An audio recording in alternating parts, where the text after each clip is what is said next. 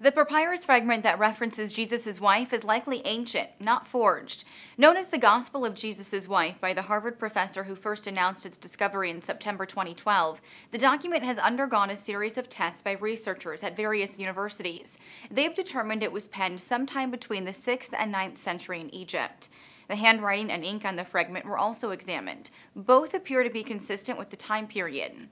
But a document that contains the words, "Jesus said to them, 'My wife,' is bound to have vocal critics.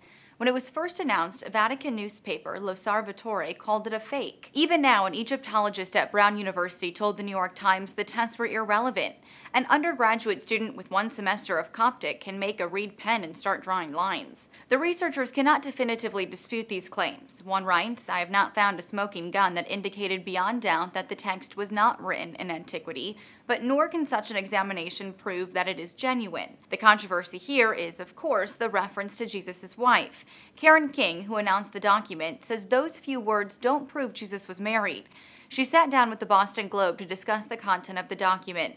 The reporter says she believes it suggests people in the early Christian church may have been fascinated with issues of celibacy, whether priests should marry, and the role of women in the early Christian church. Although she hopes the conversation will shift to one on content, the headlines are still focused on its authenticity.